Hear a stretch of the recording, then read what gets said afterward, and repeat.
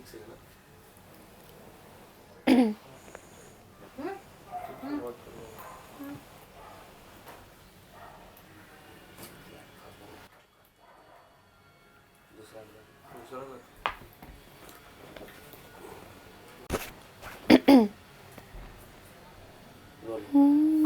पलक, पहले तो कॉन्ग्रेचुलेशन गाना आया है थैंक उसके यू। बारे में। एंड कॉन्ग्रेचुलेशन काफ़ी छोटा वर्ड हो जाता है जब मैं आपसे बातचीत करता हूँ। इतने दिलों की में राज करते हो आप, एंड इतने दिल आप बचाते हो। मैं देख रहा था आपके बायो पे एक चीज़ लिखा है आपने, आई सिंग टू सेव लाइफ्स। हाँ जी। ये तो काफ़ी इस चीज़ को करना काफ़ी इम्पोर्टेंट होता है। काफ़ी लोग करते हैं, काफ़ी लोग नहीं भी करते, बट आपसे जानना चाहूँगा कि आप इतने दिल को बचाते हो। और मैं देख रहा था इतनी सारी तस्वीरें, इतने सारे अवार्ड्स है, क्या कुछ थॉट प्रोसेस रहता है इतनी सारी लाइव्स बचाने की? आई थिंक जैसे आपने कहा, हम सबके अंदर वो भावना होती है कि हम किसी के काम आएँ। बट मैं बहुत लकी मानती हूँ खुद को कि मुझे बहुत जल्दी, बहुत कम एज में एक ज़रिया मिल गया था बच्चों की मदद करने के लिए। जब मुझे पता चला कि मेरे अंदर ये गॉड्स गिफ्ट है सिंगिंग की, तो मुझे उसके साथ साथ ये भी रियलाइजेशन हुआ कि ये गिफ्ट किसी न किसी पर्पस के लिए है, ना सिर्फ महज एक कार्य या एक हॉबी के तौर पर यूज़ करने के लिए है। जब गाना शुरू किया, उसी के साथ साथ गाने के ज़रिए लोगों की मदद करना शुरू की, और जब ये रियलाइज़ हुआ कि गाने के ज़रिए किसी की ज़िंदगी भी बचा सकते हैं, तो उससे बड़ी खुशी तो हो ही नहीं सकती। तो बस एक वही मकसद था इस मिशन को शुरू करने के पीछे कि जो दर्द है उसे कम किया जाए। इसके अलावा मैं देखता हूँ आप नंबर्स भी याद रखते हो कितने सारे। मैं लास्ट फोटो आपकी देख रहा था, कोई गणपति जी की हाँ जी। इस साल गणपति जी की तस्वीर थी और एक पेशेंट आए थे। करेक्ट। उसके बारे में कुछ आप बता सके हमारे दर्शकों को? हाँ, वो एक अ, अम, बहुत ही प्यारी सी लड़की है, सोना नाम की, एंड उन्हें दिल की बीमारी थी। सिर्फ उनके हस्बैंड है उनके साथ। वैसे तो मैं आमतौर पे सिर्फ बच्चों की मदद करती हूँ 17 साल तक की उम्र के, लेकिन इस केस में उन दोनों का एक दूसरे के अलावा कोई है ही नहीं दुनिया में। तो जब वो हमारे पास आए, I felt the need to help her, और अब वो बिल्कुल ठीक है, एकदम स्वस्थ ज़िंदगी जी रही हैं बापा की कृपा से। सो जब मैं मिलती हूँ उन बच्चों से, उन फैमिली से, तो बहुत खुशी मिलती है, क्योंकि जब वो आते हैं मदद मांगने के लिए तो बिल्कुल बेबस होते हैं, कोई और चारा नहीं होता है, हेल्पलेस होते हैं, और जब सर्जरी हो जाती है उसके बाद जब मिलने आते हैं, बहुत दुआएं देते हैं। आई थिंक उससे बड़ी कोई खुशी हो ही नहीं सकती ज़िंदगी में। मैं आपके गानों की बात करूँ, गाने मैं जब भी सुनता हूँ, मैं नहीं, काफ़ी बॉयज़ अगर सुनते हैं तो हार्ट हमारा ऊपर नीचे हो जाता है। और आप हार्ट की भी, तो ये क्या बैलेंस होता है? आप ऐसा बैलेंस करने की कोशिश करते हो? एक एक मस्ती के तौर पे मैं पूछ रहा हूँ ये चीज़, बट क्या आपको लगता है कि बैलेंस करना चाहते हो आप? मैं जब गाने गाती हूँ, मैं बिल्कुल भी, मेरी इंटेंशन नहीं है कि आप आपके दिलों को कोई भी तकलीफ़ पहुँचे। बट हाँ, मुझे फॉर्चुनेटली ऐसे गाने मिलते हैं गाने को Yes. जो आई होप कि दिलों को सुकून देते हैं। और इस इतनी सारी तस्वीरें हैं, मेरे को ऐसा लग रहा है अभी और बड़ा होने वाला है ये सारी। क्या लगता है? मैं वो यहाँ देख रहा हूँ इतनी सारी, कितना ब्लेस फील करते हो? अब मैं देखता हूँ सोशल मीडिया पे भी आपको काफ़ी प्यार मिलता है, लोगों से प्यार मिलता है। आपकी आवाज़ गॉड गिफ्ट है, गॉड गिफ्ट की। Thank you. भगवान, अगर मैं बोलूँ, गॉड, क्रिकेट के गॉड सचिन है तो आप सिंगिंग के ओह, हाउ गॉड हो। Sweet, thank you. तो बताइए आपकी जर्नी के बारे में, किस तरह से now you are the trophy collector हो? मेरी जर्नी बिल्कुल सपने जैसी रही है। इतना सारा प्यार मिल जाएगा, इतनी सारी ब्लेसिंग्स मिल जाएगी, इतने अच्छे गाने, इतने अच्छे लोगों के साथ काम करने को मिलेगा, कभी नहीं सोचा था। और जहाँ तक बात है अवार्ड्स की, तो ये कलेक्शन मेरे मम्मा पापा बहुत प्यार से संजो के रखते हैं।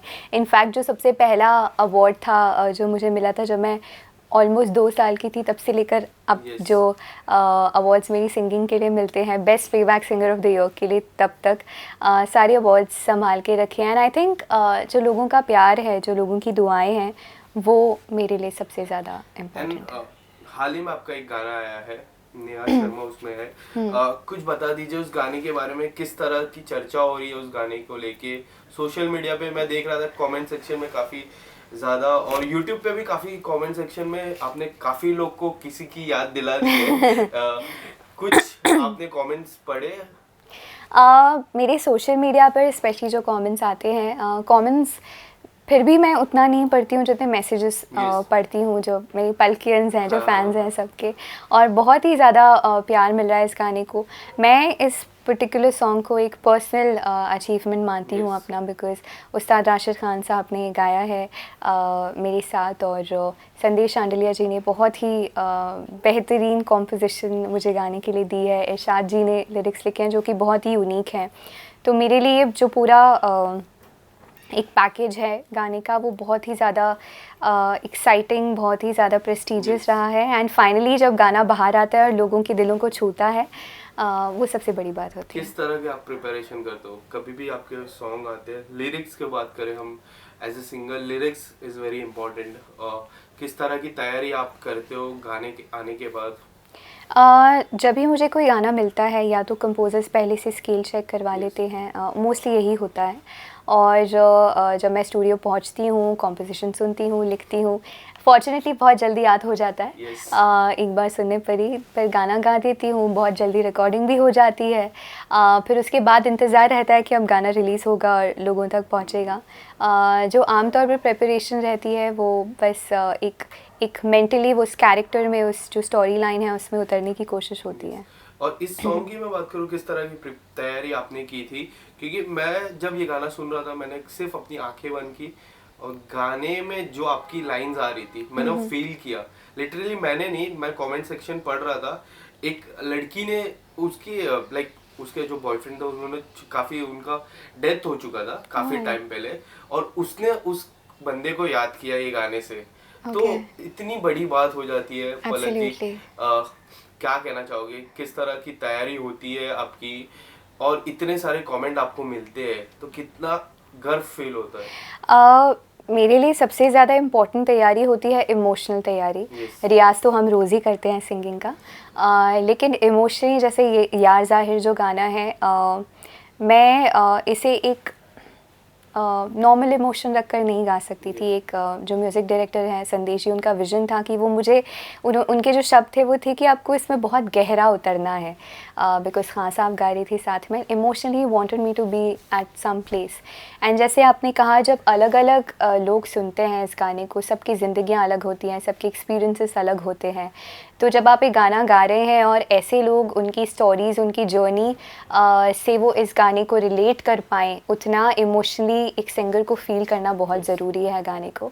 तो मैं मेरा जो प्रोसेस इमोशनली रहता है वो बहुत इंटेंस आमतौर पर रहता है। और स्टोरी की मैं बात करूँ, आजकल तो गाने में स्टोरी पूरी हो जाती है 5 मिनट के गाने हाँ में। जी। इस स्टोरी के बारे में कुछ आप बता सके, जो दर्शकों ने जो नहीं देखा है गाने के, उनके लिए थोड़ा सा स्टोरी एक लाइन में अगर आप बोल पाए।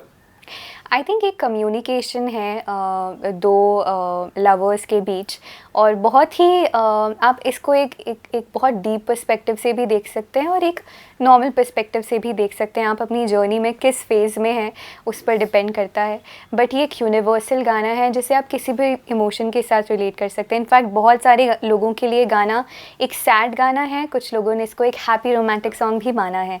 तो ऐसे बहुत कम गाने होते हैं जो ओपन फॉर इंटरप्रिटेशन होते हैं, कि आप अपने हिसाब से डिसाइड कर लीजिए कि इस गाने की कहानी क्या है, और ऐसा ही ये गाना है। पलक जी, इतनी उम्र में आप इतने लोगों को इंस्पायर करते हो, इतनी कम उम्र में, बट मैं आपसे जानना चाहूँगा, आप किससे इंस्पायर्ड हुए हो अपनी जर्नी में? स्टार्टिंग में किसी से इंस्पायर्ड हुए हो आप? सिंगिंग में सबसे ज़्यादा लता जी ने मुझे इंस्पायर किया है। उन्हीं के गाने सुन सुनकर मैं बड़ी हुई हूँ, बहुत कुछ सीखा है उन्हें। मेरे लिए वो साक्षात माँ सरस्वती का रूप हैं। एज अ पर्सन मेरी मॉम से मैं बहुत कुछ सीखती हूँ, एंड मदर टेरेसा जी के नक्शे कदम पर चलने की कोशिश की है। और इसके अलावा जाने से पहले मैं आपसे पूछना चाहूँगा, आने वाले समय में क्या कुछ नया आने वाला है आपके तरफ से? कोई ऐसी प्रोजेक्ट, मूवी की प्रोजेक्ट, क्योंकि बहुत सारी पिक्चर आने वाली है। आपने हाल ही में रक्षाबंधन में भी गाया हाँ हुआ था। Any upcoming project from your side? सबसे नेक्स्ट जो प्रोजेक्ट है वो है आयुष्मान खुराना's डॉक्टर जी। उसमें एक बहुत ही स्वीट गाना है। उसके बाद एक और फिल्म है, आई थिंक एक हफ्ते के अंदर ही। Then there is another very big project that I am a part of, जिसके लिए बहुत ज़्यादा एक्साइटेड हूँ. सो बहुत एक्साइटिंग प्रोजेक्ट्स आने वाले हैं यहाँ. लास्टली ये जो गाना आपने गाया है उसकी 2 लाइनें मैं सुनना चाहूँगा.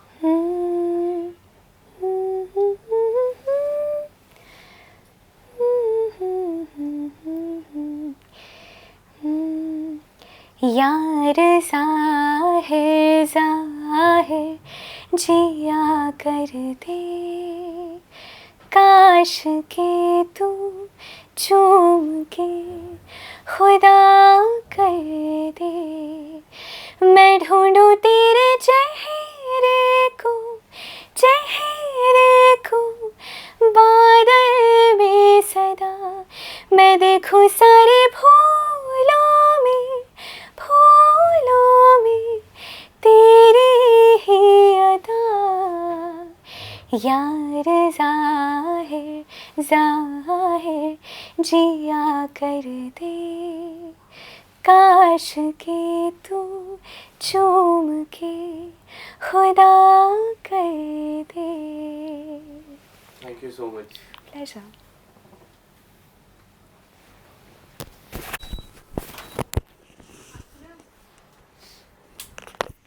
कमेंट मैंने पढ़ लिए थे ना राइट नाउ. मेरे पापा एक्चुअली बहुत ऑब्सेस्ड है कमेंट्स को. हाँ. वो हर एक छोटा कमेंट पढ़ते हैं, ये लिखा है उसने.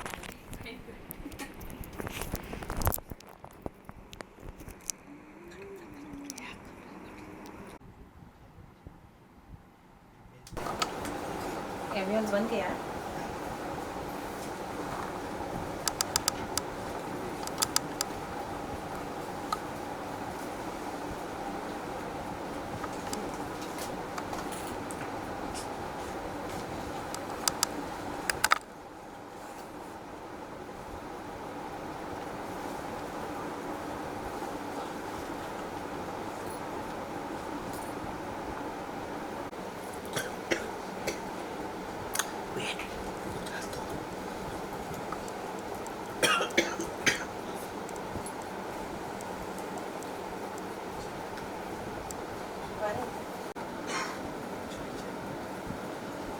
क्या मुझे चाय चाहिए या कोक चाहिए? कोक.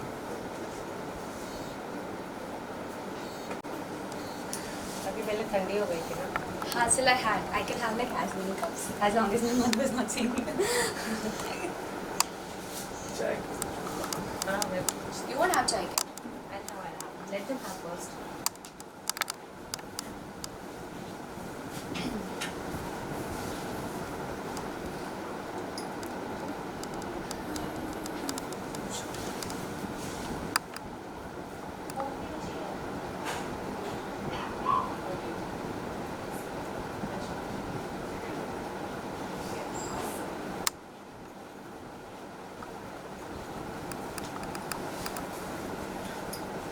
यहाँ पे कर देते. हाँ? क्या करना है? बस वैसे. विजुअल मतलब खड़े. ओके.